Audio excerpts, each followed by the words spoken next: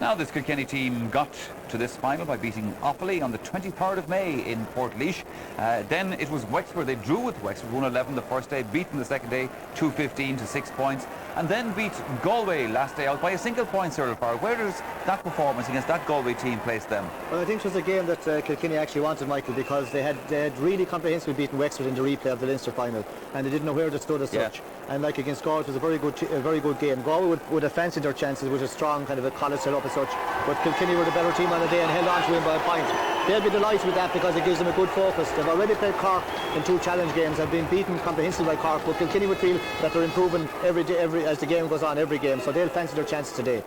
Here come Cork then, Tomas, and not just you here to support them today. Actually, there's quite a few Cork flags and supporters down there cheering on this minor team that got to this final by beating Waterford in Dungarvan on the 1st of July.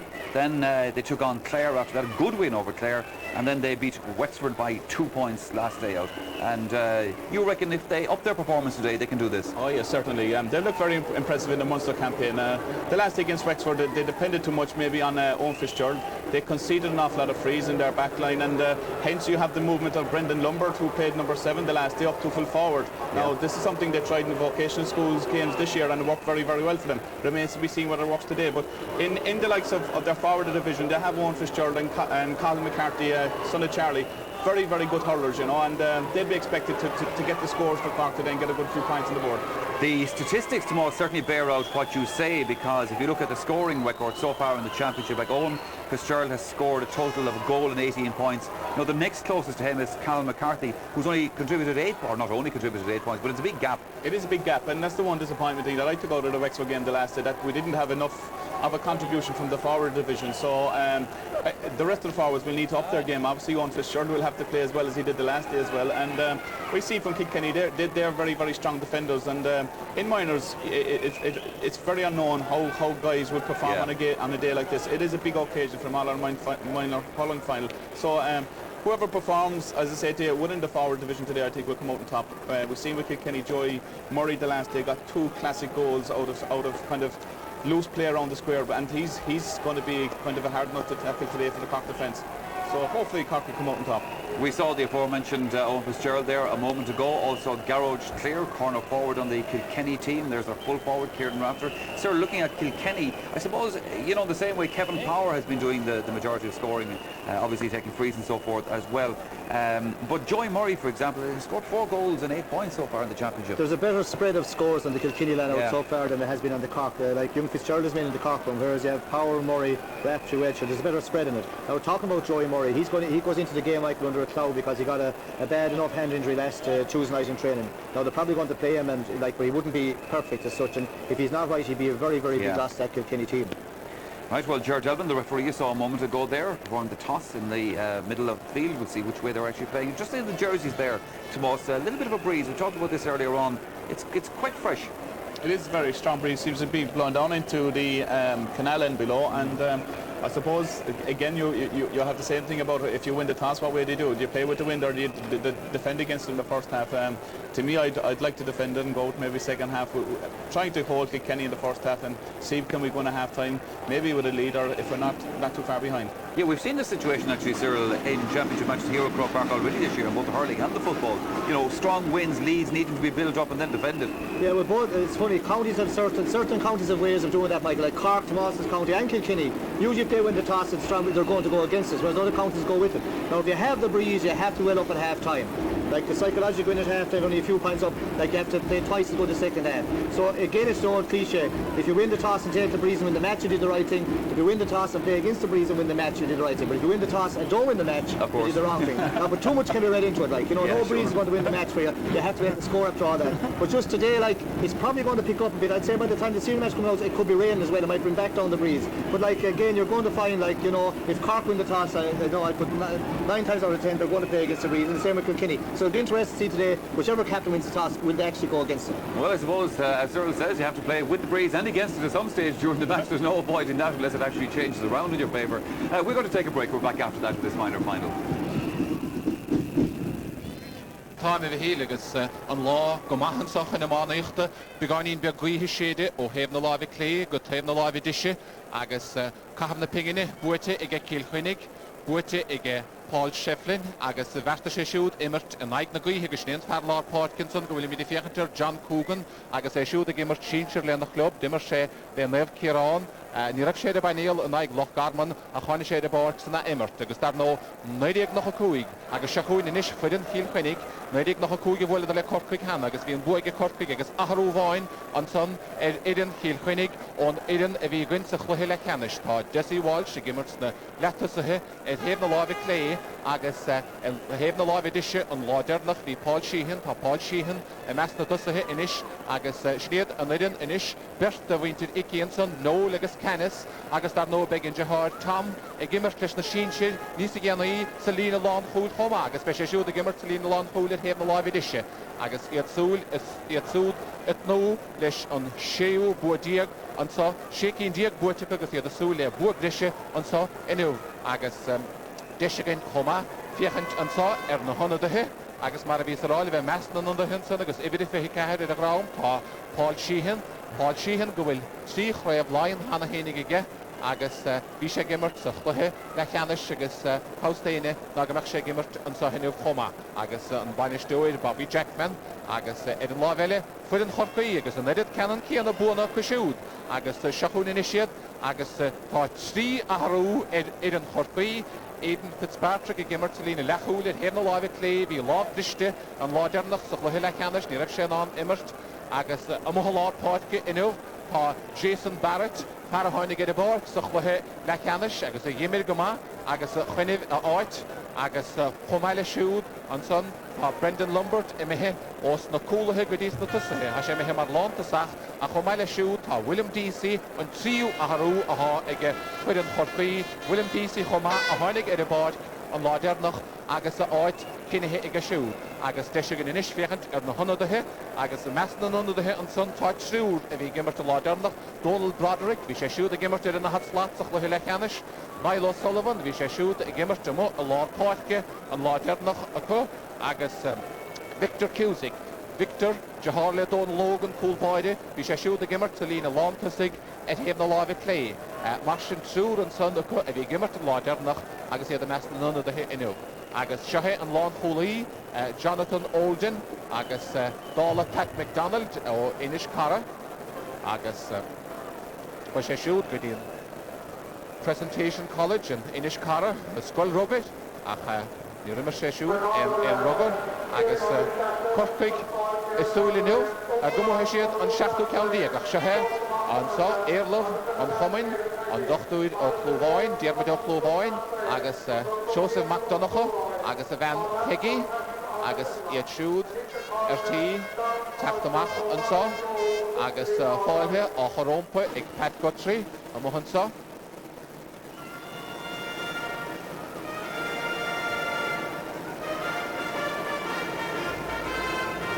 an Moltóid an fear athá a bhail na fedóige agus lá an a bhuair de súd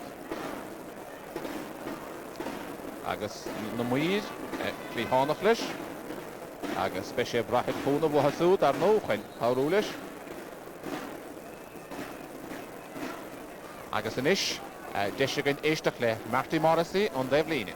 Well, down here on the sideline there's great excitement, of course, as this All-Ireland Minor final is about to start. I visited both dressing rooms. Bobby Jackman, the Kilkenny manager, was very confident. Joey Murray, thankfully, is able to play a corner forward. He chipped a bone in his hand in a junior championship match, but he is selected and will play at number 15.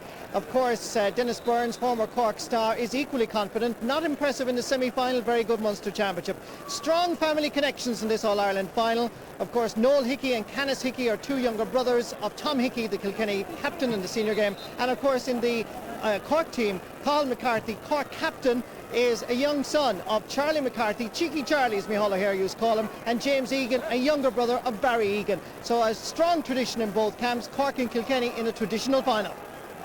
Gurmahagat Marty agus léna goisiúd ó nó Sullivan ó Chorcaig Jahar de Diarmid ó Sullivan even again leis na sínsir agus Geród Clear idir Kilkenny chomá Jahar Geród Clear de Damien agus a bhuaig créibh na héireann an nachad trí leis na minúid agus seothe an Moltóid a mohansa George Devlin agus Bert Chorcaí Alan O'Connor agus Jason Barrett agus lábhach ruthchur le John Coogan agus Ken Moore agus Boyd McGuihe ag Kilkenny an tosa chéad le tús cur leis ag gluthí canna semánaíocht agus Shahid Cork Alan O'Connor Panna Talún agus dtíar ag Cork a chuir an saí William Deasy buite William Deasy agus Shahid John Morgan Count Moore fada ó John Morgan isteach na chuine a ruthimach Joey Murray Emma Hibwig teachta gauda Jesse Walsh a tháinig ar a bord mar anadaí sa chluthí le canis isteach bidí Joey Murray ach tá buitir Joey Murray tá lístianta an Stegenson and Ryan Whelan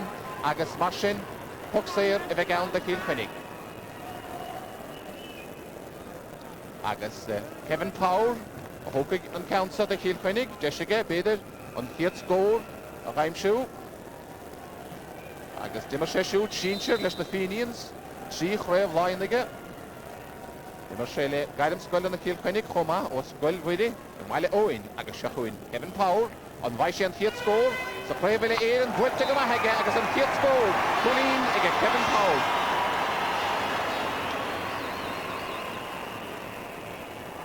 Agus Rit Kilkenny am hénig an son ag na Cushédí agus Shahé Michael Morrissey gan i count sa bhlamach an aig na gréine do Chorpaig agus an aig na Guihe.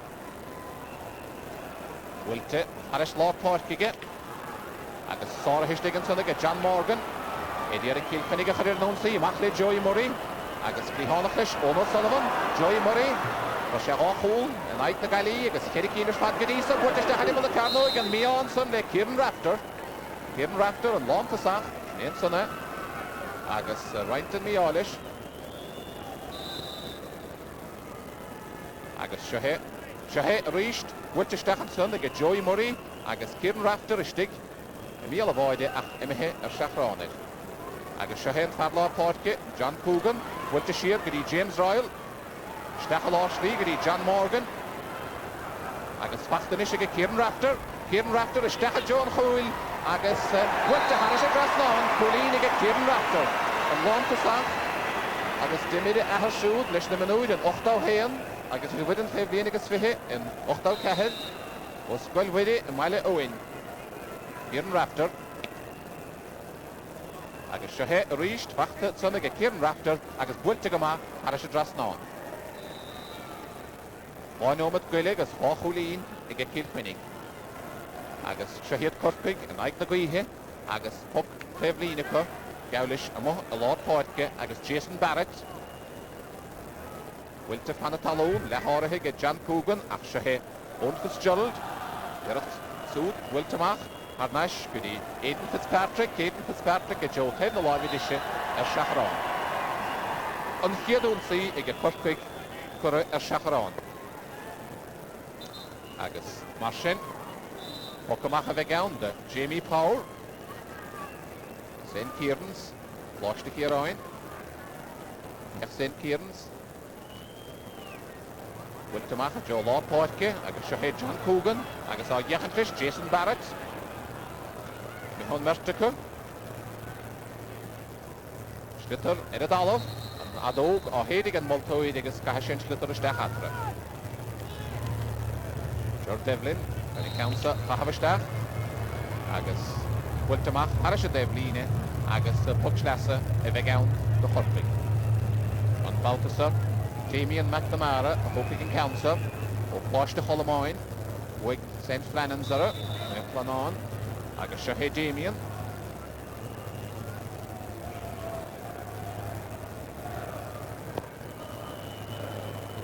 bhuilte go maith ag Damien agus dtíar ag James Egan a chaimsiú tá buitir James agus bhaint amach sárathafach ag Aidan Fitzpatrick an fad go raibh lábhriste an báta dearnach agus bachta inis ag John Morgan a cosint go maith go dísa bhuilte amach agus Shahé Jason Barrett do Chorpaig go raibh an saí agus dtíar Garvan McCarthy dtíar ag bhólisteach Seachuin Kilkenny cosint agus cosint go maith an lán Colleen san Noel Hickey Seaháide a cheannas dar nó agus na tam beag gimmart leis na sínsir ach Shahé Jason Barrett do Chorpaig. Ceann áard bhuiltige agus Brendan Lumbert vís na cosintóidí an lá dearnach Shahé Cathal McCarthy agus machanis go dtí Owen Fitzgerald Ar go bhfuil annach scór na aimse hiige de Cork go dísa, anna scórálaí é ón, buiteiste a John Choul agus an cheadcholín de Cork, Owen Fitzgerald. Well, sin é trín aimse hór de fórne, agus a tarha anna bhain chuin scóráil. Sean an nirig, bháiste na cholamáin, sé hógan na sér focana, agus crín go maithá nimmert, agus sé harístin sanna, bhuilte go deasige, isteach, crín díireach ar is a dras ná. Chalístin sanna, ar Kilkenny, agus mar sin tuxéir a bheith gan de Kilkenny, agus deisiile ige Kevin Power. Tá híige seo immert, réil chomórtas Kilkenny, na sínsir, le Fenians, agus seo Kevin.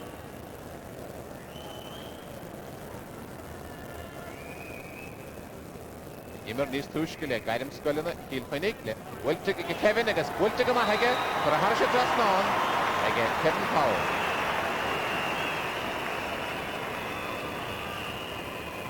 Mar sin Ficolini go Kilkenny agus ceanna bháinnig go Cork. Sos le sé ómatí immer a mithe. Bhfuilte mach agus fachta lá Park ige John Coogan.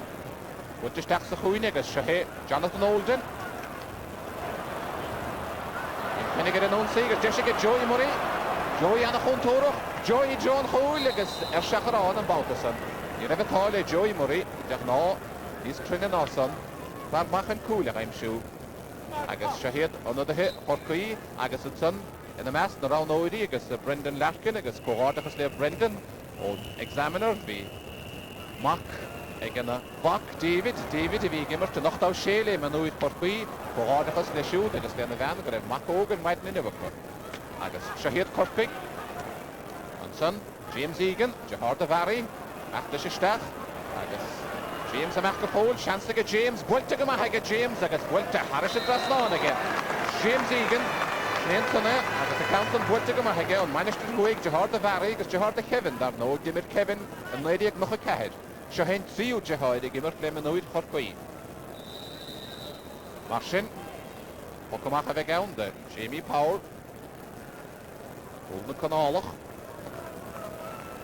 a chosint ag a Kilkenny.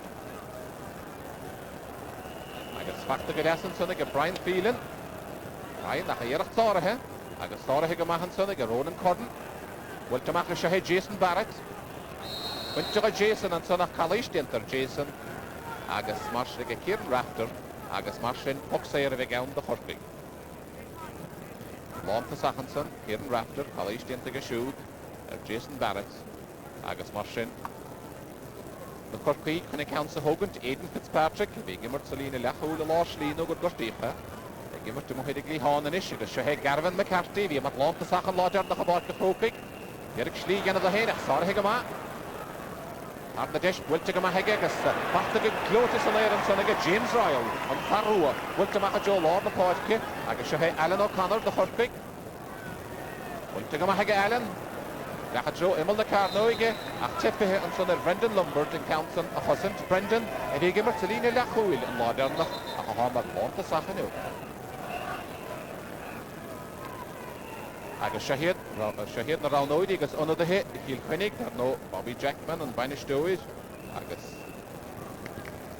Jamie Power le cór na gaoithe, bhfuilte go fadaige agus go má, bhaistigh an lína cúgvéadar agus dahad agus Corcaí, chosint go má, Bachtan son, ag Aidan Fitzpatrick, amach go dí Jason Barrett. Cael mór ord. Agus bachta go deas ag John Morgan. In a láfele, Aidan Fitzpatrick a cosint. Imi heb wig. Agus Kilkenny, agus Garrod Clear. Bwynta stachan eisiau go dí Desi Walshach. Imi heb wig, agus bwynta go deas yn son ag Barry Murphy. Bwynta nhw'n. Kilkenny gyda erig dolar yn o'n si, ach Cork agus Barry Murphy. Se Iemon Ryan o Uncle Siwd, Iemon. Vi har gimmert lys na peledoidi, agus Adrian Oil, y trein Oil na menwyl. Bwynta stachan agus Bahal McCarthy, ach bwynta chahal yn bawgasa. Ag Kenneth Hickey, o bonach Shimli yn y diag dys. Ach se he, James Egan yr eist. Machanson, gyda Garvan McCarthy, stachan Joe na Carnoige. Cork, trein yn o'n si. William DC, Trasnan Choul agus Owen Fitzgerald, an Carafwyd i chiad sgwrdwy. Mai sé ceanile. Ó agus é meachtas go deasaisteach. Ó go fáil agus é tu go an taló. Ní ha, well, pop sé amach an idir moltóid. Mi have roiada leis a slitar a deir moltóid. Is cinnte gur chuideach corcoisife agus seo hinna sé. Meachtasteach agus in numar go cuscéimena a deir moltóid agus corcoisife gur a fé ach in talístíanta a bhís go súil agus nód hicí hóca go ceamsa.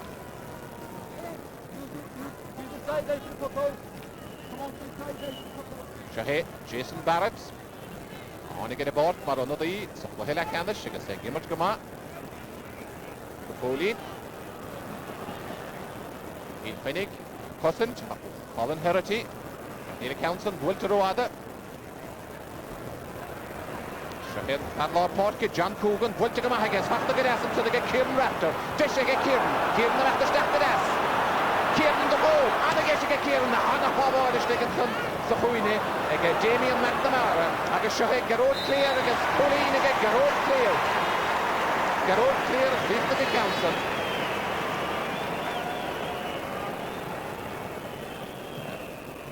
Machta Gadas and Sunday, I guess Meachtasteach go tréan bhí Kilkenny ar an únsaí agus gin Damien McNamara an Chossint ach am heamach go dtí gród cléir agus gan éon darú dianta go gród. Se thar Damien dar nó. Agus sehé Count Madó Ken Moore. Agus a ruhisteach an tá Joey Murray, seansa go Joey. Joey agus buintisteach agus sártha go deasaisteach an tunna go Michael Morrissey. Sábháil bhaidíanta go Michael agus gin seanna chúpla sábháil chomá.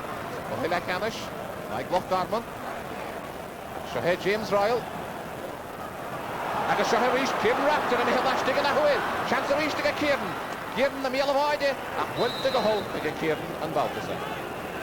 Agus Dishigan and Tom Oil, Shin, again Michael Morrissey, son. Agus get to Reach, Dienta Gamahaga Michael. Agus and son.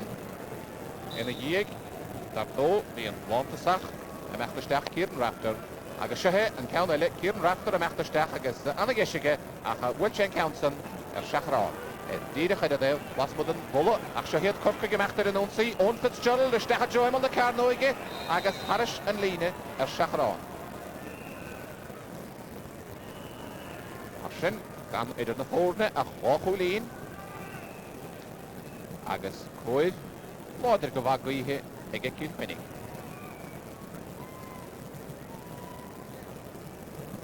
Marsin, puck cúig agus tífa híide bheith gán. Puck cúig agus tífa híide bheith gán. Do chorcaig an Counson na mi heamach de rím rinnegus na cosantóirí.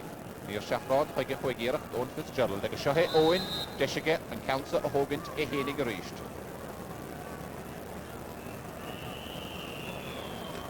Ón Fitzgerald an Counson builtige. Isteach agus a mi harishe dras ná an.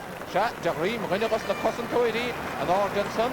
An Counson a dhéireann mehe de rím Comáin beidir Colin Herity agus ón Fitzgerald agus an dána líad a hiige go dtí an chuilín bháin. Jamie Powell.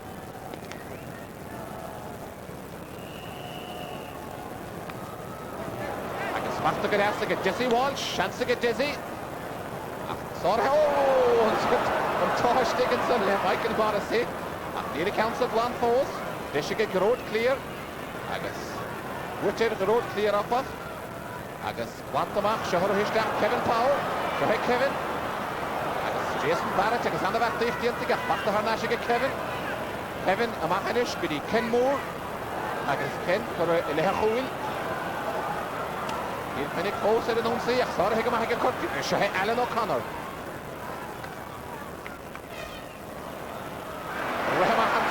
Noel Hickey agus an ón an iscudí John Morgan gudí James Ryle Boimer Kias os na cosantóirí an chachta go deas san éir go Aidan Fitzpatrick a gimmart go maithansa ar anna láidin anna chumasach Wiltamach ón Fitzgerald an ón ach a hehuig chachta is go Ken Moore agus Ken Currafevrú Stecha James Egan, a Stecha Tuggerty, Owen Fitzgerald, Owen, a Stecha John Holboyden, back to Jamie Powell. Look at that again. Shahed Desi Walsh, Desi Gimmert Gama. the these of Lahila Canish, like a Shaharish Kieran Raptor, Jessica Kieran that Julian at Oil, went to go hard, that went to Roada, Erigesh, and get Kieran. Erigesh has finish again.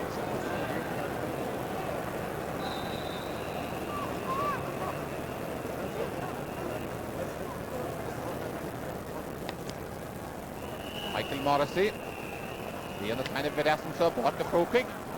I guess perfect, sauce the Gamali and the Gadimmer, Harry Murphy. Ahal McCarthy, Ahal the forward. Chief Rev Sheenchir, Ella Aiden, the Ganahel, Charlie. I guess Fox the hair of the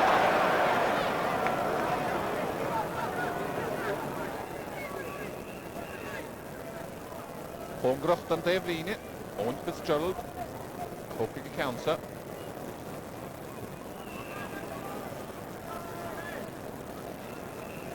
Mishker Douche.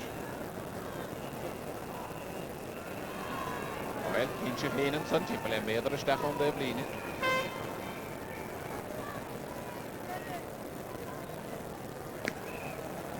Will take a own a lobby dish on Balthasar.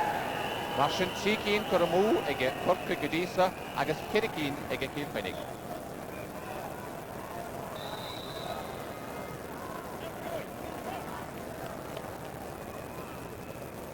Jamie Power. Lost in that Kieroy, because Boyd lost him and Reish, Hollander. Kilkenny, Edan Unsi, Master Kevin Powell, and on the Nishkari, Desi Walsh. Witter Desi into the Barry Murphy, Wiltamaha Joe Law Podke, Shahed John Morgan. The Kilkenny, the Stackady Joey Murray, the Witter Joey. Ono Sullivan, and Mehweg Reish, the attack the Gowded, Barry Murphy. Basta Gadasson, Sonic, Alan O'Connor. I was a Rohamat, Brendan Lumber. Stachanish, Goody, Cahill McCarthy, Shahak Cahill. Up then the forward and own Gadas, Goody, James Egan. Chance to get James, I guess. An Adok Shatig and Multoid, I guess Callish Dieter James Egan. Martian, Pucks there if again the Hurling. I guess Owen Fitzgerald, I hope we can count some.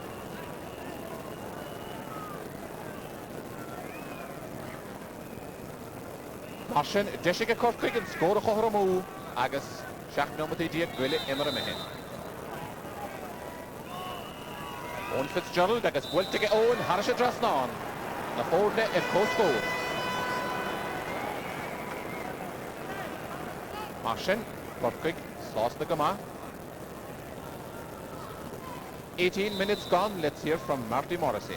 Yes, indeed. It's not been a very good first half in terms of Cork because their defence has been under a lot of pressure. These two teams have met twice already in challenge games. Both times Cork won and won convincingly. So there's an air of confidence that Cork can resurrect this game out of the fire. Agus Shahid Jason Barrett to Master Stack, Dishiga, Sorhiga Mahashtigan Soniga, Paul Shevkin, Captain Kilkenny, Wiltamach, Agus a Guardian Order, Aidan Fitzpatrick, Schlitter in the Dalavafach. Agus Dishin Soniga Ken Moore, Wilterstach, Achpachterstiga, Damien McNamara, and Owen Goody Owen Fitzgerald, Shahid Owen, Stach Joe the Carnoige, Agus Pachtaga Gloated Soniga Garavan McCarthy, Mihawig, Agus Shahid Canis Hickey, the Nevastandina Zoga boy, Agus Canis attack the Marco forward, Wilter Gadasiga Gadi, Colin Herity, Vanna Tevline, Agus Guardian Ordenson, Gerard Clear, Imhedach Reem, Agus Puchlasive Gown, the Hurling. Agus Shahid, Winter Hurkey, Hanson, Lekele, Bobby Jackman, Jerry Drennan, Ni here the Winter Hurkey, Dennis Burns, Young Agus Brendan Larkin, Agus. Will Jethin Kinnegan again, will Shahun Owen Fitzgerald, Witter Owen Afach, Agus Fachta Nishiga, Colin Herity.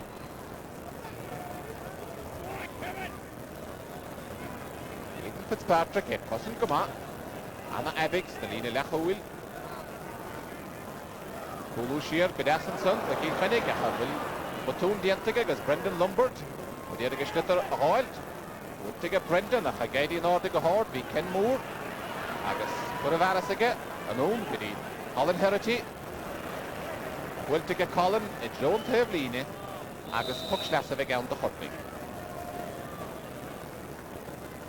Washa na fórnir cóharach a gcónaí agus puck slasa a bheith ann do chorpaig.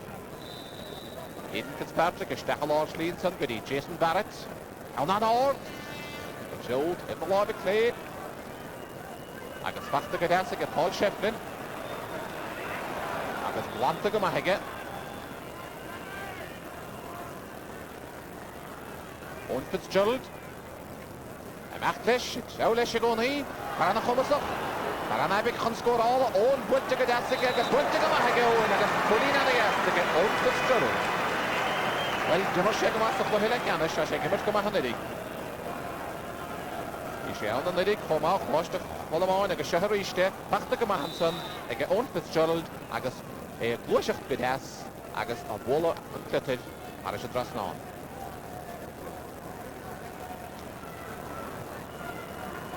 Agus parale ha gymryd go maith, Jesse Walsh na Kilkenny, Joey Murray agus Iachantlis, Ronan Corden. A machanis gyda Barry Murphy. Shaharis, James Royal. And a hopeful Waltz and Ioriga James, a machgiri Ken Moore, and more Fado Ken, it's Zona Carnoige. Deshimak the Stephenson, they get road clear. Agus Pokamaka, they count Toka than Dollar. Deshigan, Jack, the road clear, because the counts and Toka than Dollar again. Nick and Voltora. Marshen, Poxair of a gown, the Michael Morrissey.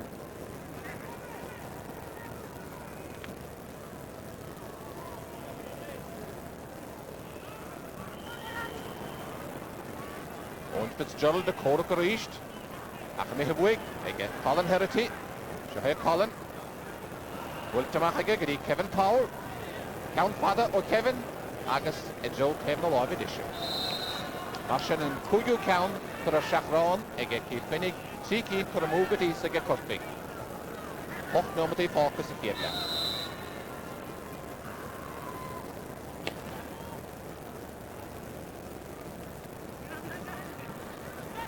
Michael Morrissey, Joe Law Podke, agus the Cork against Brendan Lombard, Jonah Carnoige, Garavan McCarthy, Rohishtach, agus Iachantlis, Noel Hickey, Noel Rovada, agus Shahay Kevin Power reached, Anna Talowan, Gerard Clear, Stachalosh Lee, Rafter attack Joey Murray, Joey gets in, let's take the Owen O'Sullivan. Hey Joey, a hwn taca hys o yslis. Agus Calais Dirk i gôn so Owen O'Sullivan Joey Murray. Marshin, Puck save the Kilkenny.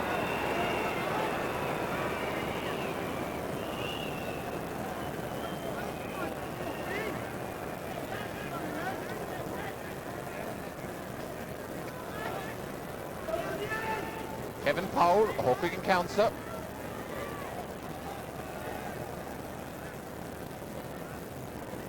Be Kevin Powell, will inch litter soccer to get. And again, a shell, Durashef a hole, Mesha sauce to let Cooley. Maybe has a good. Went to Harish dress now and again. Agus Marshin, Kilkenny, a cold Harrod are reached. Before the Corum, Agus Winter Kilkenny against Sun, Agus.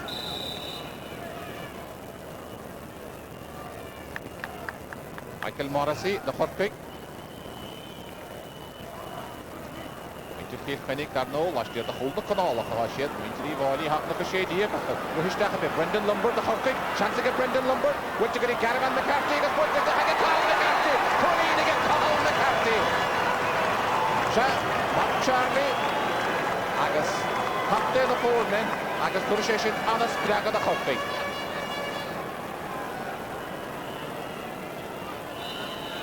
Marshin Deshiga Nation reached Brendan Lombard and Schlitter Bwittishtach gedi Garavan McCarthy, Garavan gedi Cahal, Agus Cahal a Taraktan Giriach, Ishtachan Lean Tall. Agus Shahid Corpig a Cousin, Ronan Corden.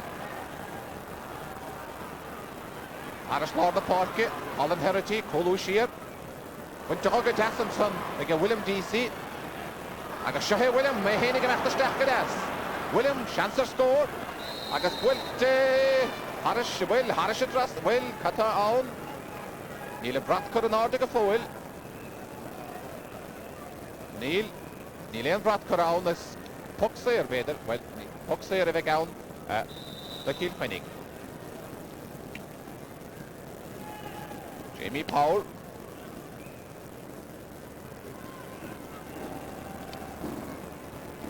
Agus Shahid, Kilkenny, Brian Phelan. Back to get asset to the Kieran Raptor. Chance to get Kieran. Oh no, Ross did to get Kieran. That gets put, that gets called to get Kieran Raptor. Let him roll, the Stanley and Don. Fish matching on Loftus the Vara for East.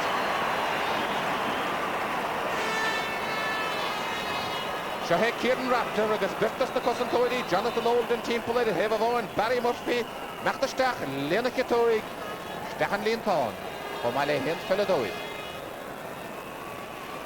Marshin, O'Hara Corristelle, agus Shed Shilligan, Kieran Raptor, Birtinson agus it's sealed in it, Ono Sullivan a Stig, a Hepper a Galade, agus Anna Hole, again Kieran Raptor.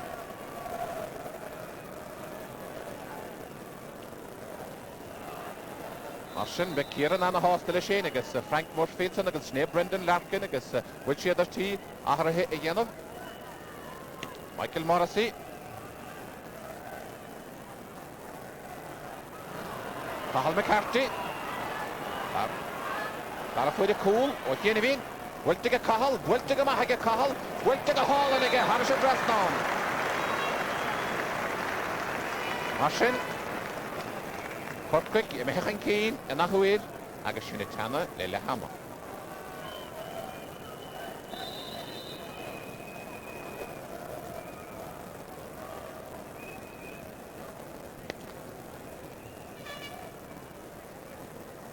Jamie Powell, Macha Joe Lord Park with Jesse Walsh, Anna Talon, and Owen and Ishkari, Kevin Powell.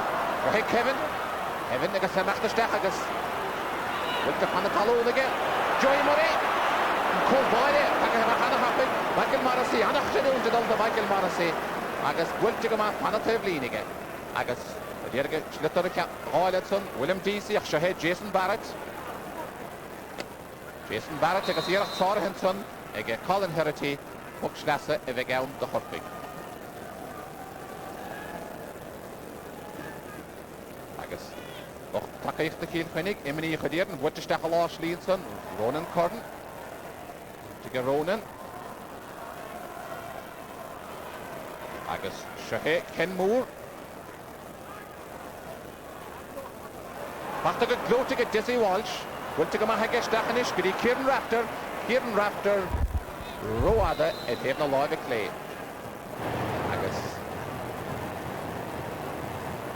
Agus Fidin Sheenshit, Fidin Heenshit, Kilkenny, RT Tachtamach, Asamosta, Agus.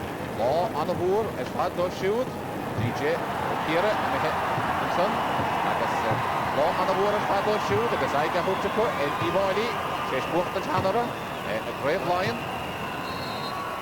Agus Shahe, and Immertalanum to Reigen, so just Puxer of a gown, the hot pick, Kim Pole, who get the other hit no martian, a Macon goal, Agus Deshelle, the own Fitzgerald, a hummus score all, a Nuchten so, Sohohi Canish. She had Colleen Keen and Rashid Colleen Keen, I guess she didn't have no but Billy the Hammer, on Fitzgerald, I guess what to go, and I guess Cork, Colleen Keen. 3 names she heard the holding it, on Fitzgerald, I guess the Cork, I guess Anna Vachtig, Yanavaka, and Mike Nagui, and so Sikiedla.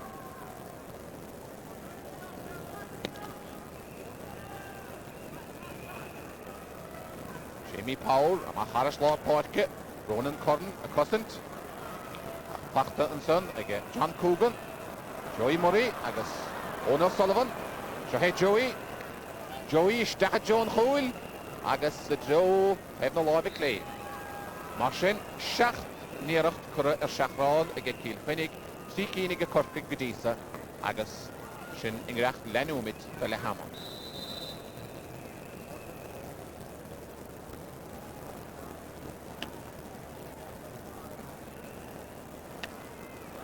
Jesse Walsh, agus Pachta go dance the reach to Nairige, had National Sagadi Ken Moore, Lahore, James Egan the Cork,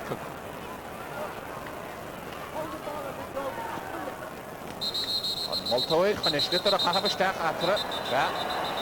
Oh, we didn't go for a walk. Multoid and a happy shade in the Padoigi. I guess Walk Shoil and the Walk. I am very glad to be again.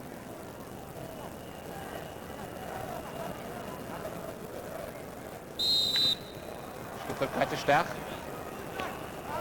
I guess go ahead, Tarak, get it all of. I guess Puckstaff the Hurling. Shin and now Grisha Inish the Kiedla. Come on, the sauce doctor at Hurling again, the Holy.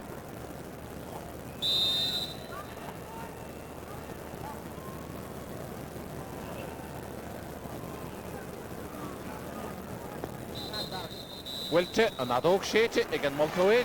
Ashella Hammer and so about the Croke, I got on a fuss and gentle get Cork, City at La, I can see at the Hawkwood Keen and Mike McGuigan.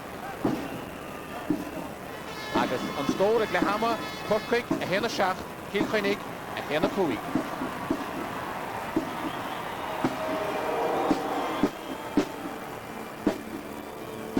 And now let's hear from Marty Morrison. Thank you very much, Micheál. Well, joining me is Dennis Byrne, the Cork coach. Not a very happy first half, I would think, for Cork. A worried face here. Yeah, there's quite a stiff breeze blowing, you know, it rises and it falls, but basically we're in trouble in a number of positions and we'll have to address that at half-time. The Kilkenny full forward, Kieran Rafter, looks very dangerous. I know he scored the goal, but the warning signs were there. Yeah, he's been moving around the full forward line and basically causing us trouble. The type of ball that we get in has been very good as well, suits the forward, so yeah, we're in trouble there too, yeah. The goal by your captain reminded me of the great Charlie, his dad, scoring goals. Can't beat breathing, Marty. How do you think you're going to do now in the second half? Well, we faced this situation before, but basically we'll want everything going for us in the second half, I think, Marty, yeah. Well, Dennis, thank you very much. Best of luck.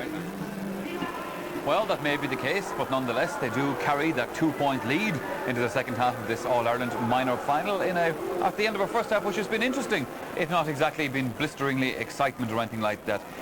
We'll be taking a break right now. After that, I'll be talking to Tomas Mulcahy and Cyril Farrell about that first half of hurling.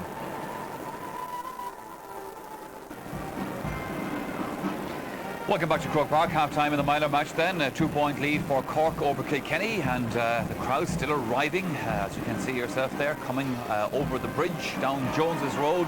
But already inside the ground here at Croke Park, well, it's getting pretty packed. The Kilkenny supporters obviously have come in that little bit earlier to cheer on their minor team.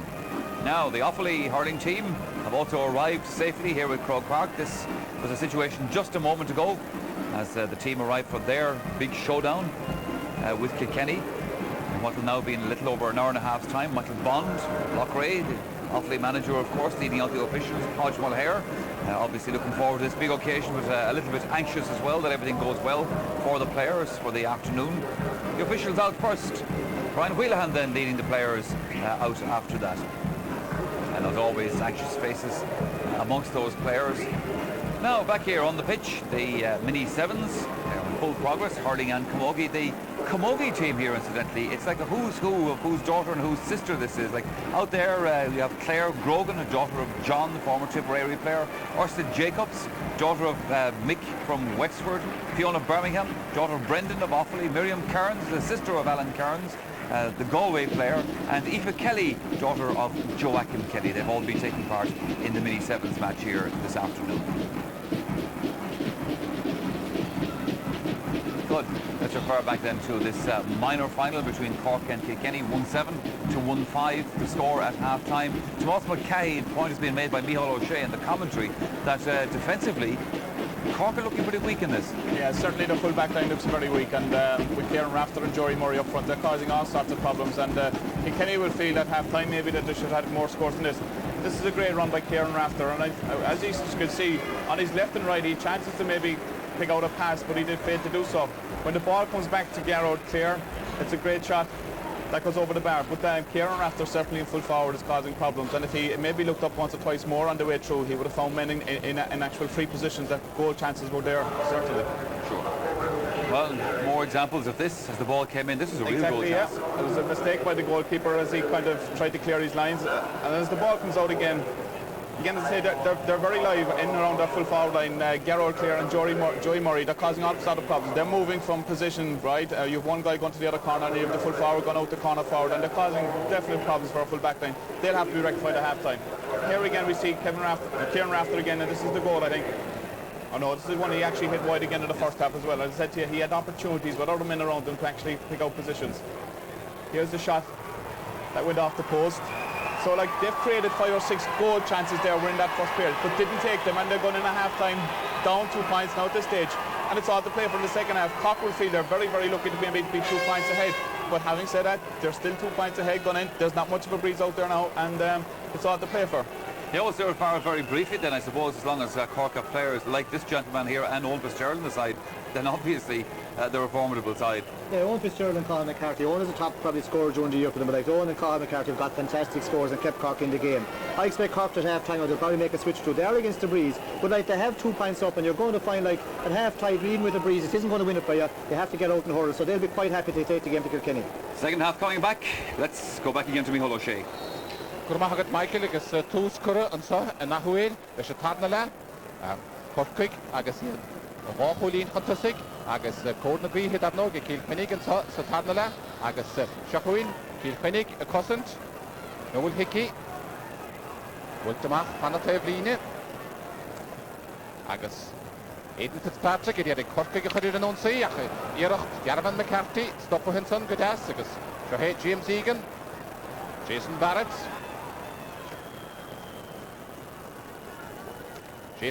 de Specha Joan Húil agus an chiad scór de Corcaig sa tarna le Masin Corcaig im hit Colíní chan cín Jason Barrett o Scoilnam Ráthir i Minister na Corran agus Seohé a ríist Stutar fachtan sunnig an bhadlár páirce a hánig ar a bárt mar an a dís a chluhi le cheannis agus bhfuilte go maithige ar is a drasnáin agus Garvan McCarthy nis mar lánta sach mar a bhís a chluhi le cheannis agus Brendan Lumbert a mi hamachad in a hat slát bhí sé siúd sa lína lechúil sa chluhi le cheannis Kilkenny inis idir ag dullar in ónsaí Kieran Rafter agus a dhéirecht sáirithe agus seachún Jonathan Olden dhéirecht hain sáirithe chomá Kieran Rafter ach an pas me himó Alan O'Connor Teachtamach tá Noel Hickey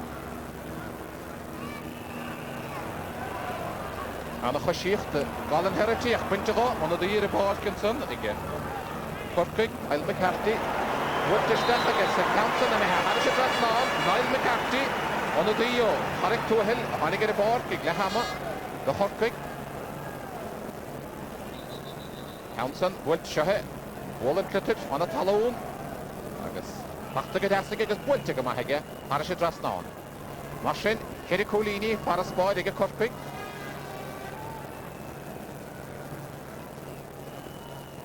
agus muile den immert mar go bhfuil duine agus na himiróidí gortathe ansa ó Kilkenny agus gan methe ach bháinómat imire agus snéan lánta sachadíarn Kieran Rafter Kieran Rafter agus William DC i mithe don báirt de Corcaig William DC i mithe agus Niall McCarthy ar a báid snéan taharú haidianta go Corcaig Mar sin puck sleasa i bheith gabhain do Corcaig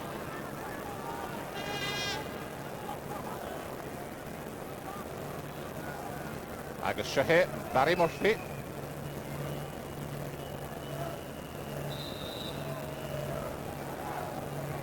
agus ó bhathe a úncail Eamon Ryan le peladóidí Corcaig trá builteisteach a lár slíige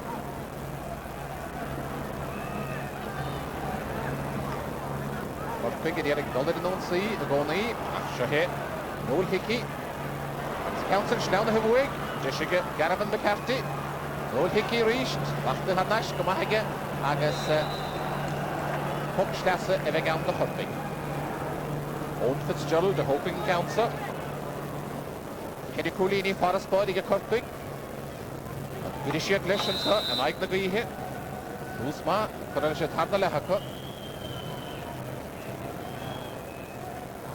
Builteisteach Joe Emil na Carnoige agus Barry Egan an son nóí Barry James Egan an son bhfuilte roiad iad dhiisige Barry the hard that no, agus Kevin Arale, the gimmer Clement no Cork Beatra. Acha. Counts on the Mehamach, the Rim Runner was the cousin Toidi, agus Martian own Fitzgerald, Porsche Colleen, Le Port the Guihe, Sikiadla, and Waisha Colleen, and Nike the Guihe Satarnala, or Puck Cool Beadragus Chief in it. Kerry Nomati, Emma Mehe.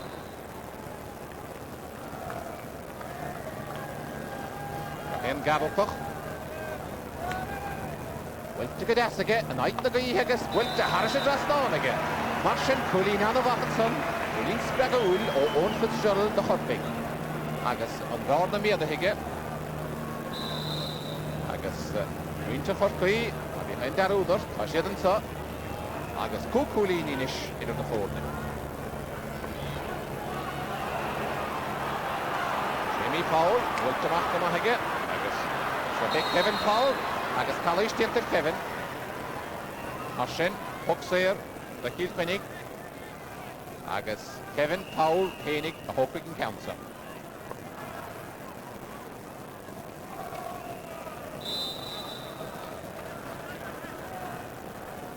Nummer 2 hit immer a Parker.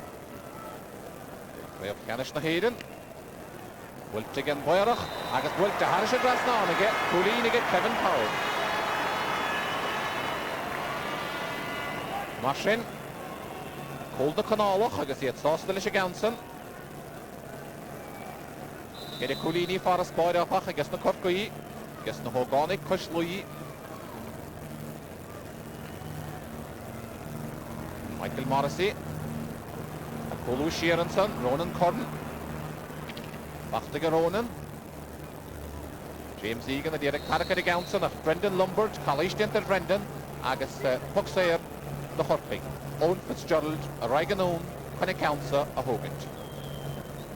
Agus Unson, Bine Stewart, Shield Pennig, Darno, Bobby Jackman, Agus. Well, Hossiger go with Sherry Colini and Derek. A board na Guihiko. Agus Owen Fitzgerald. And Jerigan Gardner a Viado. Well to get Owen. Agus will to get Owen Roada Eriesh. Martin Sherry Keen, Cora Shachron, Bedisa Corkwick. Shachkeen, and get Kilkenny.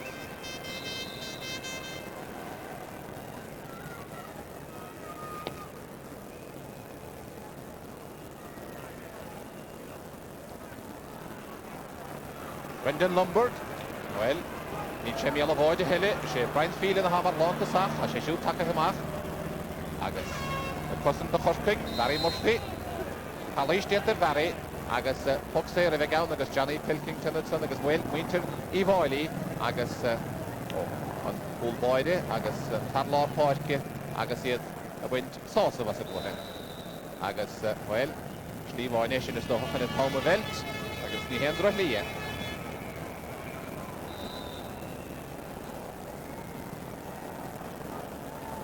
7 minutes into the second half and Cork leading by 4 points, Marty. Thank you very much, Micheál, and certainly Kilkenny and Bobby Jackman are doing their best here. The selectors have had various conversations, trying to make alterations and trying to feed the full forward Kieran Rafter as much as possible. They still don't give up this chase. But meanwhile, down on the sideline, of course, great concentration in the crowd, looking at the Kilkenny and Offaly teams as they come out and relax before the before the big game, rather, before the Senior All-Ireland. Ramahagat Marty, agus Anach Lana to get Jonathan Olden and son. Agus Cathal McCarthy, Sora Higgis, Wantamach, Ilpennig, $1 in on sea, Fachta Gadasson, to get Kevin Powell. And Cool Boyd attacked the mark, Michael Morrissey.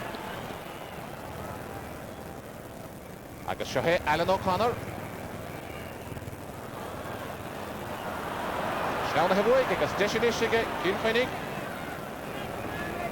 Ken Moore, Count Moore, the Jonah Carnoga, Count Dine Sherach. Agus Anna Horakinson, Damien McNamara. Agus Wantamach Damien. Agus Shahan Kennedy, Niall McCarthy. Machta go Son, again, James Egan, Wilta Galahaga, Harris address now again, James Egan, Coolin Ella the Horping. Well, Shin count off though. Maranish talk, who keen after it in a huid. I guess, well, Shin Hatta, yeah, Mexico on a good. I guess, even Royded.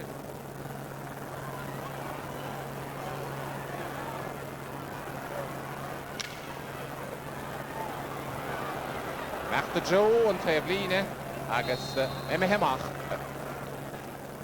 Marsin, Pokamach a vegan the Horping. Well, nog een toort in en zo, een bakje groep, you know.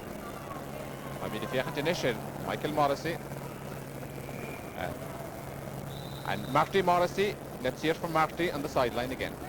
Indeed, Bobby Jackman has tried to alter his team as much as possible from the sideline, but finding it difficult to get the players' attention with the noise levels increasing here. Indeed, as you mentioned earlier, the Cork team in terms of the attack have changed. Brendan Lombard is now at centre forward, Gavin McCarthy at full. Ahre Marsin, in Corky, maar we Marty Royle, Agus Shin and Son, Noel Hickey.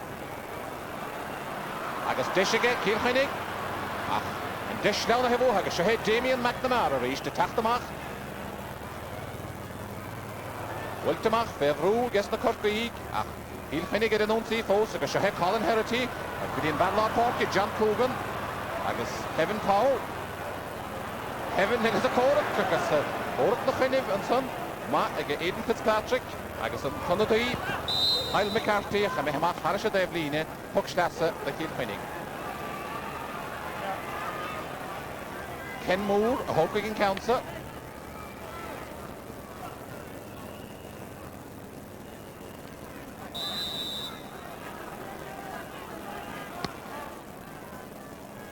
Ken Moore, Stachel Arsley, Agus.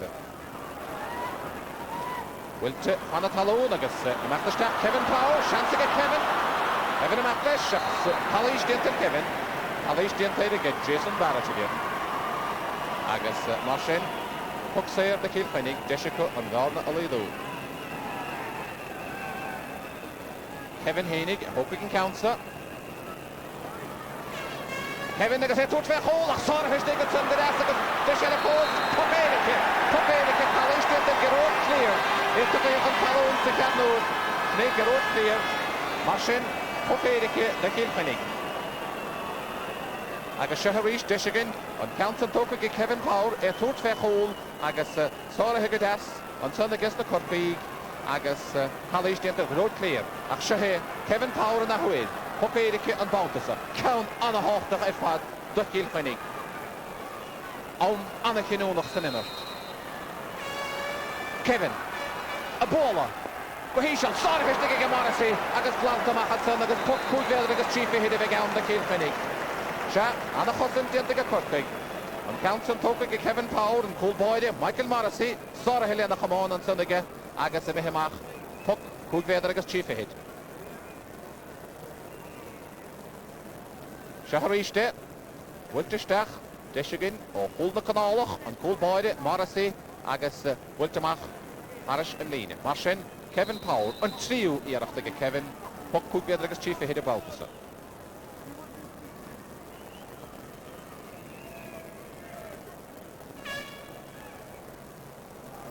Well, to get Kevin and Jonah Carno, Gegas Marish and Lean, Shachra. Kevin Mihasta, Lenach Erachti, Marsin Gadisa. Ach, Neil Mehe, Ach, Sino Matidiak, Emera.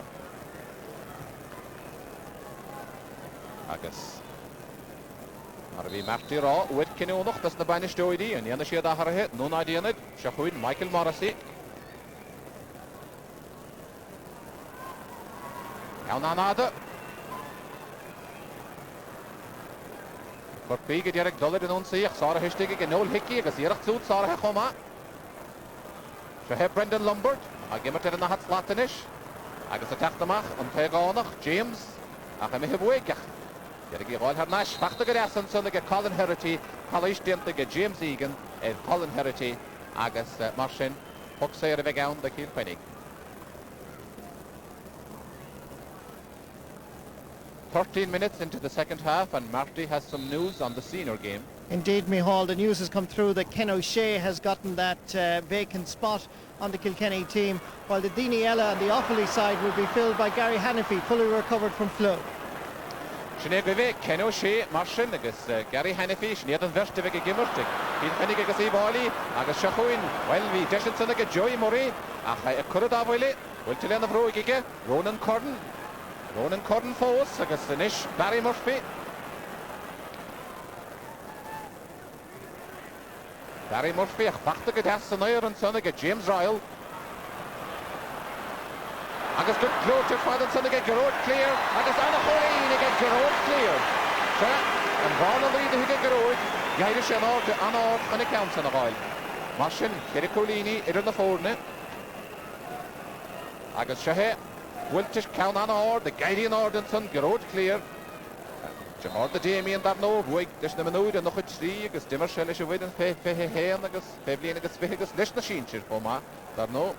Mahas Keenan, Damien clear, Akshahe Geroid, agus Anish Cork, Derek Dollar in on sea, Kerry Colini Hankeen, and Rishet Cooking Hankeen, no Ducky Kilkenny Nash, Ken Moore, agus Tepperhead, Martin, Puxlas of Again, the Cork, agus Niall McCarthy, hoping counts, agus Quidden, Hinshid, Kilkenny Ganish, Imach the Stachs, the Shomri Festish, a Tier Goyle, then Glohishinshid. Brendan Lombard, agus Wiltige, an own and son, Giddy Owen Fitzgerald, the Macri and Varlaw Park, Jason Barrett. Schliediantige Jason the Hennigas, Wiltige Mahage Jason, Istachat John Hoyle, agus Mehistachatson, and Cole, and Mehistachat Rima Cole Boyd, Wiltistachatson, again Varlaw Park, Jason Barrett, agus Gan Ein Hennilishin, again Cole Boyd, Kilkenny. Netherlima Bean, Hidian, again in Verstel. Cole and son, again Cork, Jason Barrett and Varlaw Park, agus Emehistach de Reem Jamie Powell. Agus Martin, count on a hochtach de Cork, do Heniak, in the shaft. Cork Emehek a more Hankeen in ish. Cole Napashach and son, agus Nivegan Cole Boyd, Rohostel Shane. Shachuin, Kilkenny cousin, agus Cathal McCarthy, Machterstige Paul Shefflin, agus Shahe Cathal McCarthy. Cathal McCarthy stachad John Houle Shachran. Agus ni Mona Sostevik, Cool Boyd Kilkenny, Jamie Powell, Shakan Morar, Wiltistach, and son, Biddy Jamie, agus Emehistach, de Reem come on Jamie, Beshe Anavi Hostel Ganson. Agus Shaherishte, and Count Morar, Wiltige Jason Barrett, Stach, agus Emehit Lana Stachan Lean Town, de Reem come on Jamie Powell.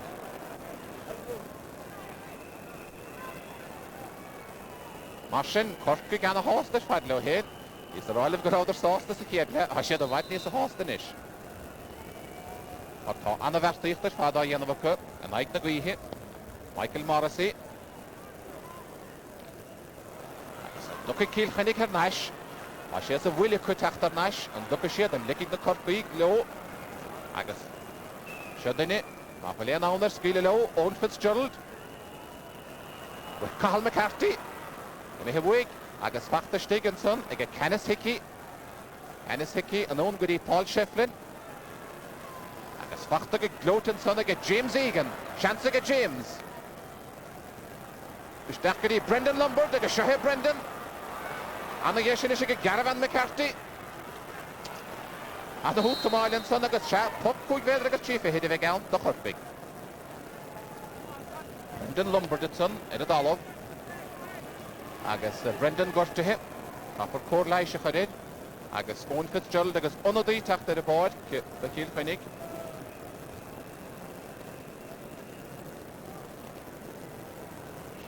Eddie Walsh, tacked the board, the Kilkenny.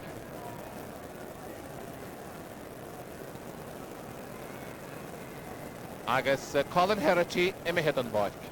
Colin Herity, Emihed, agus Eddie Walsh, tacked his staff. Taharus and Dienta, Kilkenny, agus Sinead Brendan Lombard, host, Edith Olive. Vi har gemmet in the hot Latinish, chased the Tosnu, Matlon to Sach.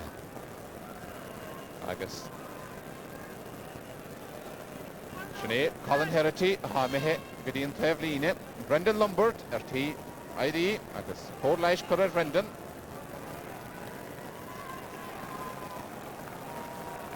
Marsin. Deshinish ige Owen Fitzgerald an Darna a bhéadú.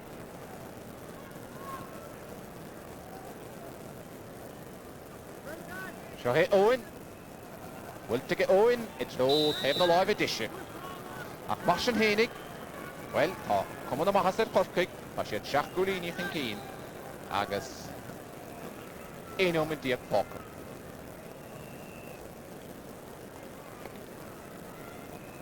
Bhfuilte amach aige Jamie Powell dehinnis in isise Kilkenny an scóra le aimsiú agus seo hé Brian Phelan Cork agus an tonadaí Eddie Walsh agus Ronan Curran do Corcaigh hé amach haris a daobh lín i puc sleasa do Kilkenny agus Desi Walsh Hoping and Council.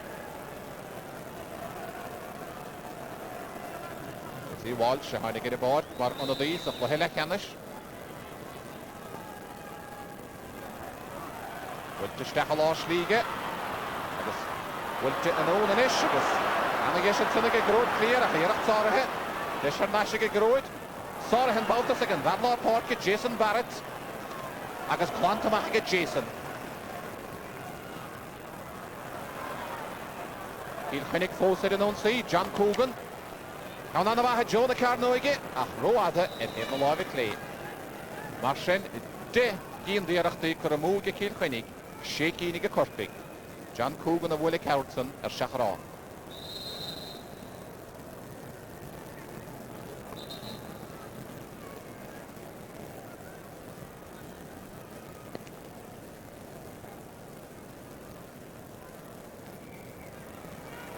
Kilkenny ar an íhil a dtíarach teachtar eis an Baltason Desi Walsh bhfuilte steachige Corcaigh a cosan go maith mar sin hénig se chuin Kilkenny ar an ón saí an padlár párca John Coogan Joe taobh na láimh disise agus Joey Murray Ritrasnanson agus Ono Sullivan clíhánacha seo hé Joey dhéanamh slí go héin le háirithe agus a teachtamach an son go maith a Corcaigh Jonathan Olden anna chríán anna ruachar an ón godí Jason Barrett Barry Murphy, Ian Ruhar, Barry Murphy, Jason Barrett, the Stag Hole, Cowan Sporada, Anna Pauline, again Corcaigh and son, Jason Barrett, Barry Murphy, Ian Ruhar, agus the Corcaigh in ish, agus here, Harvey Sauce, the Lohin, Desharish to and son, Barry Murphy, Ian Ruhar, of Willen Pascary, Jason Barrett, agus and Padlaw Podke, agus Anna Pauline Pachtage, agus an ish story of Common Mahasa, Corcaigh. Achan try to siúna go Kilkenny go gcónaí an teachtar eis. Seo hé Niall McCarthy. Niall McCarthy na hógána coislínis agus iad a déanamh ar aus. Niall McCarthy agus ceanna anna chóirín again Niall McCarthy. Áineomat agus fithe. Slitar builteach agus seo hé John Coogan. Dhéireacht sáirithe. Agus puc sleasa a bheith ann do Kilkenny. Ken Moore Hoping and Council.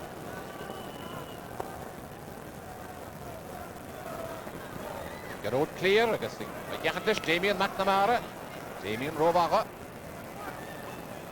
I guess the cousins, the Kilkenny, John Morgan, Agurrid in Unsea, Kevin Powell Cork, I guess Antonadi Cork and son, Foma, Eddie Walsh, Alish Denton son, I did him all to it.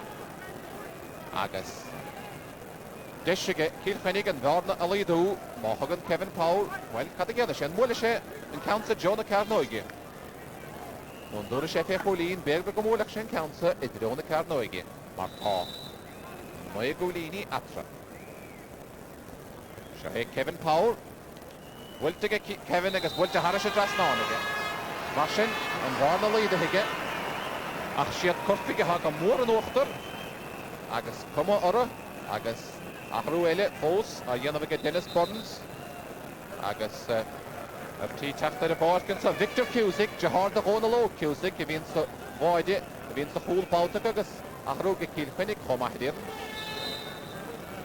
Deall roch go bhfuil Ken Moore an ón na John taobh líne tá Gavin McCarthy i mithid an báid de Corcaigh agus Victor Cusick take a head a báid. Bhí Victor a gimmert sa chluhéile ceannis agus tá Hugh Gannon take a head a báid de Kilkenny.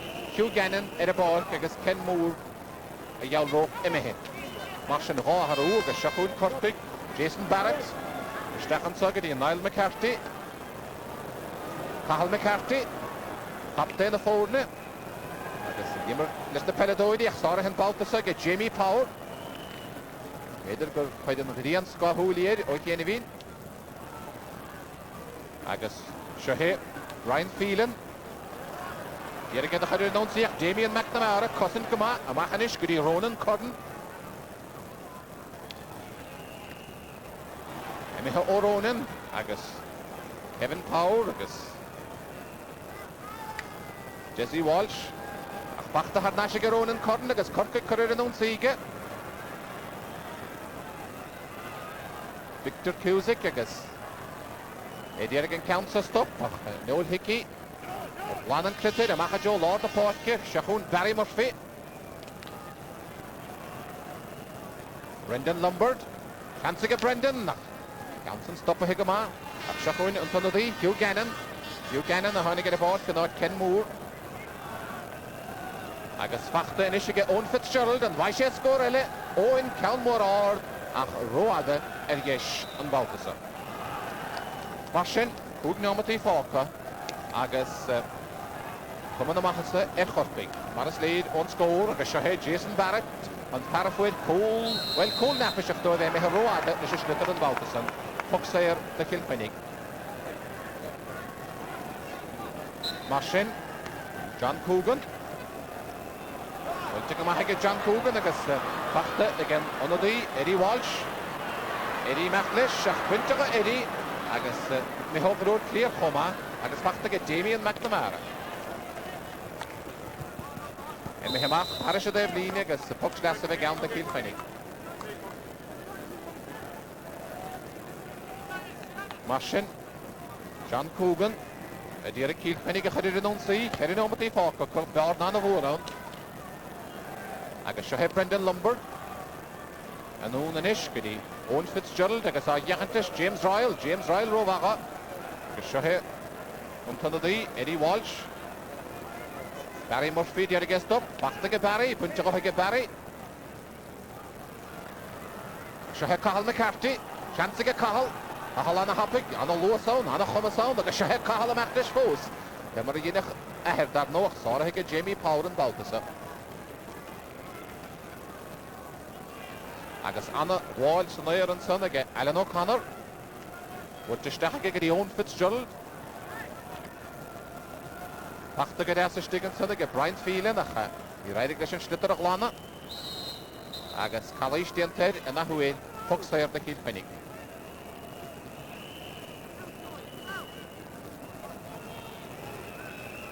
John Morgan. And it counts a Hogan to it.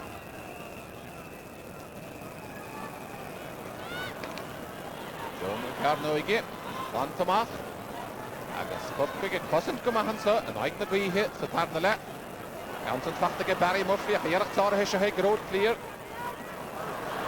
Good to know getting that law pass kick it. Agus Yerak Zoot stop for it. Hell, Schlitter his dollar. Goonai. Agus Ardede. One to Mach get Cork. One to Mach get Ronan Corden. Hugh Gannon, the Kilkenny, agus Yahantish, Niall McCarthy, agus Puck Slasavig on the Hurling. Marsin, behind Darab, Edishkiel, Gemig on Law, Lishna Hogonic, Kushlui, Winomet Gully, the Count Skribe, agus Parasport, and the Village Fadaka. Shahe, Jason Barrett.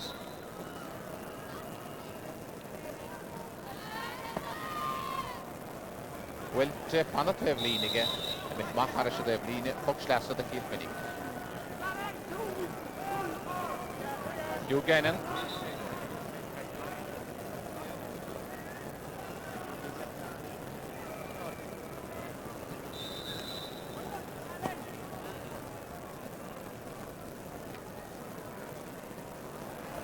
Well, and Cole the Beat has Dalo Kilkenny go Kenny. He would have the red Cork Fury and Pass the Fury. Jason Barrett. What to get as a Stefan Sunniga getting Niall McCarthy. Like a Shahe Niall. After Shahe had that note. Wilting a Niall. Like a Wilting a Mahag Niall. Like a pulling in a boat to Cork. Niall McCarthy and Baltasar. Bhuiile sa héidir a sé sásta. Agus sára hensan ag Barry Murphy. Cork na Kilkenny, Jesse Walsh. Cork na Kilkenny, Alan O'Connor. Héir Kilkenny agus na Machtas Stechanson, Kevin Powell na bé. Bhuilte Stechige agus swell Kilkenny ginis. With Shrean, it hoid cool. Bhuilte Stech agus Pachta Steganson ag Owen O'Sullivan. Se hard a ghearmid a Jimarín le Shincher Corcaí. Corcaí a bogan clittir go deas an own go Aidan Fitzpatrick. Aidan amach leis. Ar anna láidid. Agus just bóga breocha fada. Agus sin anna róhar ag Aidan agus anna pascarí Brendan Lombard. A bhí gorta hoich éanamhín agus a cosint a há Brian Phelan sa tarna le. Agus a cosint chomá ha Kevin Powell agus a Kevin. Brendan Lombard ag gheachan to go na Eilish. Bunte go hoige Brendan. Go Brendan. Agus Calais dianta go Brendan an son darno an Slutterson Patige. Well, ha mi dig nacht. Second Eilish dan wylich lug of a hestig. Agus Faras Bar an a vriaid fad agus na Corcaí. Al mór fada agus Hipkinson Kieran Rafter an Slutterson a bhla an Leontáin agus na Corcaí ginis agus even háidere iad anna hásta leo héin Isacu go méid coran sciala éireann a thol poistlóí. Bé mar a bhí hanan noch a cúd na bhfuil na fórna se le chéile í an bháile Corcaí agus leanúmid le coisúideach leig imar a mehe. Jason Barrett agus a dheachantais John Coogan. Kevin Powell. Awn anna áard agus anna bhaige Kevin Powell. Colín de Corcaí ach a bhain fólaha tastalbaha á fól agus tícín. Láhar na huiide Corcaí a bad chuntasagara. Och Gulíní Farasboid. Gulín maha Counson han maltóir a fiachantid uire dóid agus drohúir sin de Kilkenny. Drohúir de Kilkenny mar go bhfuil cumann amachasar na Corcaí nómad brise imar a mehe. Michael Morrissey. Peter Murphy tachtar a bát de Corcaí. Peter Murphy take ahead of Barstow. Agus just a mehistackery Victor Cusick. Shohe Victor. Jahar the Honolo. Victor Amachlesh Kapol. Buntige Victor agus Harsha Drasnon. Colleen again Victor Cusick. Jahar the Honolo Cusick. Again the Gimmer to Holmes. Again Corcaí. One of the Hanniger of Barstow Yenevin. Marshall. Corcaí of Vadrova. The Kilkenny. So the Hickanashin so. Agus John Coogan a dhéir a chuir an sínis go dtí Noel Hickey Machtas Stech Bhuilte Stech sára heistigh igen dul báide agus sára hena huail igen Michael Morrissey anna chul báide Michael Morrissey agus sinné fan baptíocht ige Corcaí is siad Corcaí na choirí ile éideann go dtéir méad go dtéir lúgáid orra agus anna thuspáintas a facta go bhuatha go mór sa tarna le Pas neither a virus a tarnale anna láidid anna séan agus well Cathal McCarthy agus RT choran sciala éireann a gháid he mar fuide ahead Charlie agus anónanis Hútsa Marty Morrissey. Thank you very much, Micheál. Well, joining me now, a very elated Dennis Burns, Cork manager. Great feeling. Tis Marty, tis a feeling that probably at half time we probably thought it was going away from us, but in fairness to the lads, they knuckled down great. I hope it's a good game of hurling as well, because I know Kilkenny have worked hard. We've worked terribly hard during the year with this panel, and they've worked really hard. And I don't know, I can't get better than this. The fact that they didn't play particularly well, because I saw them in the Munster Championship and they looked devastating. Today, they really had to work hard. They had to work hard, and they're that kind of a team. They're that kind of a team that basically, I suppose, when the going gets tough, you know there's character in them, and they'll really dig deep, and that's when they played best. When they're up against it in the Munster final, against the wind, probably that was the vital factor that day. Today again, going out against the wind, I don't know how it was in half time, it was only 2 points, is it? It wasn't much of a cushion, and it was a fair, strong breeze. But in fairness, they took it, and congrats to Kilkenny. I hope it was a good hurling game. I think it was. It certainly was. And just for Cork, under 21 All-Ireland next Sunday. The girls won last Sunday. It's been a good couple of weeks, perhaps. It has, yeah. I suppose, you know, you have to be putting your name on trophies every now and again. We haven't been that consistent at minor level for a while. And, you know, I mean, basically it's the building block for the future. Indeed, and well done today. Thank you, Dennis.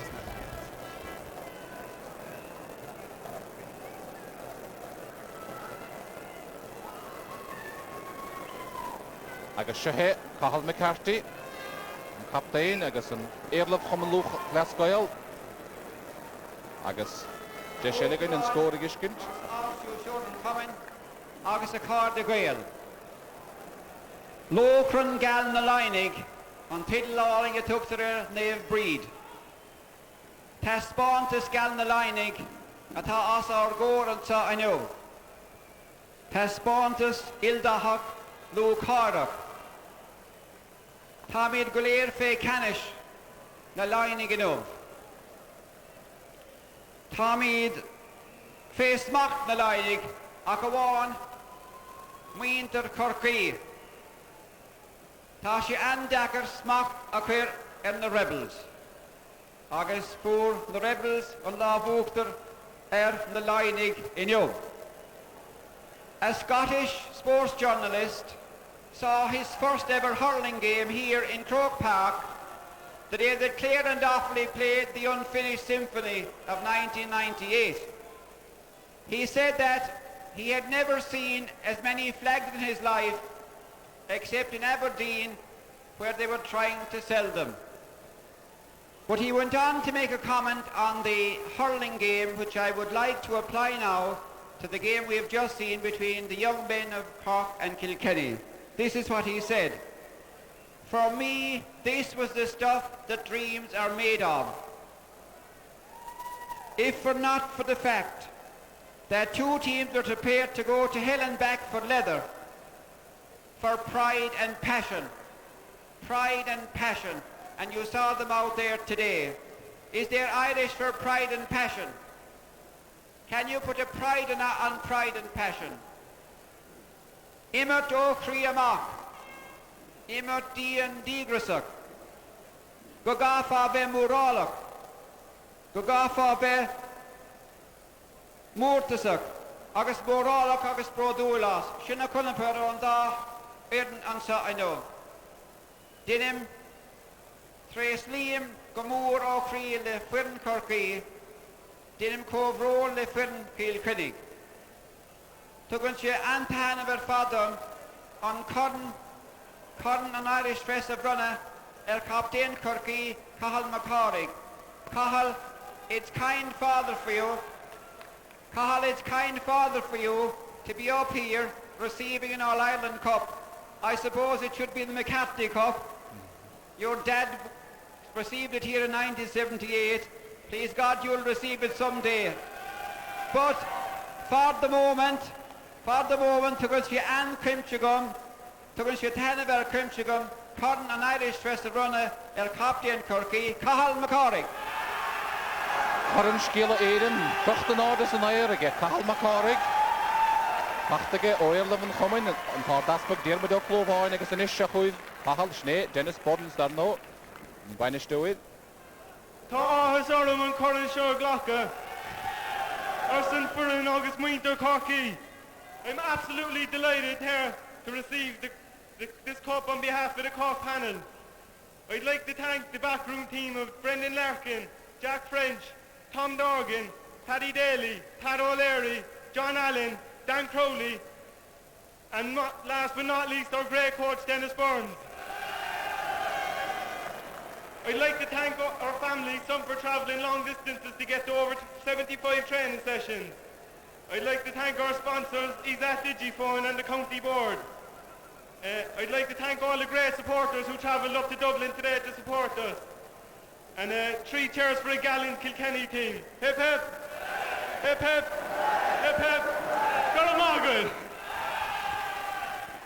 Cahal McCarthy and son, agus Cahal McCarthy agus an Corrin Crochtan Orders and Iron son again, agus Temar Yine ahead, Mission Gordon Sheenshire. So then Cahal McCarthy walks down the steps of the Hogan stand with the Irish Press Cup. And Smoss McGahey here beside me is hoping that's the second part of what will be a treble for the county after the Camogie success, the minors today. Cyril Farrell, and I'm sure Joe McDonough, president of the GA, would be hoping to make a slightly different presentation in the under-21 final in a week's time. We take a break. After that, we build up to this year's All-Ireland Senior Hurling Final.